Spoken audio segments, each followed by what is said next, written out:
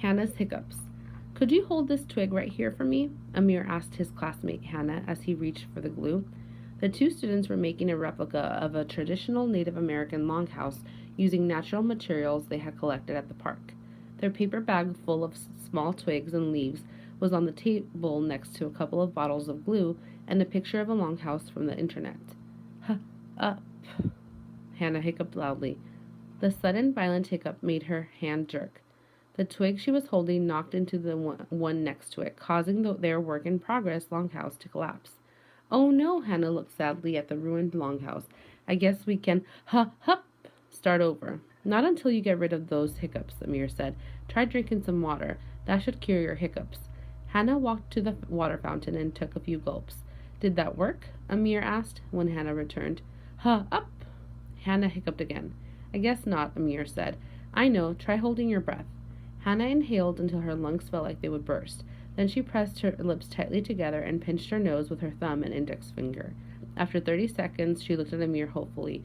Longer, Amir encouraged. Hannah held on for almost a minute, until finally she had to stop and gasp for air. Neither of them said a word as they waited to see if Amir's remedy worked. Up! Anna slumped in her chair, and Amir looked frustrated. Suddenly, Amir shouted, "Boo!" right in Hannah's face.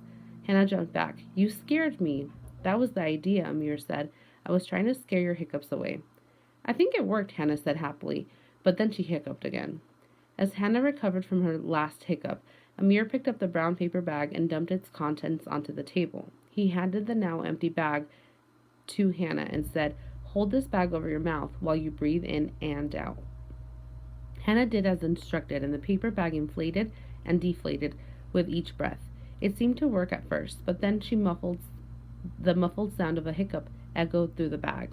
Amir immediately had another idea for a cure. Stick out your tongue as far as it will go, then pull on it with your right hand. When that didn't work, he had another suggestion. Spin around clockwise and rub your stomach counterclockwise at the same time. Hannah kept hiccuping while she twirled around and around, but soon she was too dizzy to continue. I'm going to have the hiccups for the rest of my life, she despaired. But Amir wasn't ready to give up. It's time to try something new. Stick your fingers in your ears and burp the alphabet backwards, Amir instructed. That's ridiculous, Hannah shook her head. Just try it, Amir insisted, or we'll never finish our social studies project. Okay, Hannah said grudgingly. She started burping the alphabet backward. When she was halfway through, Amir stopped her. Wait, stay still for a second. Both stared at each other. It's gone, Hannah screamed. Number 5.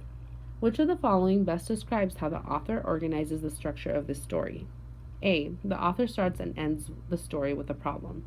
B. The paragraphs describe how two characters solve the problem in chronological order. C. The paragraphs switch between describing Hannah and describing her best friend. D. The author uses each paragraph to compare Hannah's best friend with other friends. Number 6.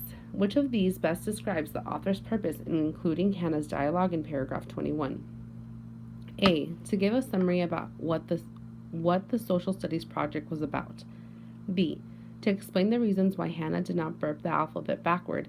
C. To show how Amir wasn't as helpful as he thought he was. D. To reveal that Hannah was reluctant at first to try what Amir suggested. Number 7. In paragraph 1, the author describes the project that Hannah and Amir are working on. What is the best reason why this description is important to understanding the story? A. It tells the reader about where the characters collected the natural materials. B. It tells the readers that Hannah likes to build replicas of Native American longhouses and teepees. C. It tells the readers about why both characters desperately wanted to get rid of Hannah's hiccups. D. It tells the readers that Amir is demanding and difficult friend. Number 8. Reread paragraphs 21 to 24. Which of these best describes why the author ended with these paragraphs? A. To describe how Amir was surprised by Hannah's unwillingness to explain something new. B. To explain why readers should always try burping the alphabet backward. C. To show readers how willingness to try something new can solve a problem. D. To show readers why it's important to stand up for what you believe and never listen to friends.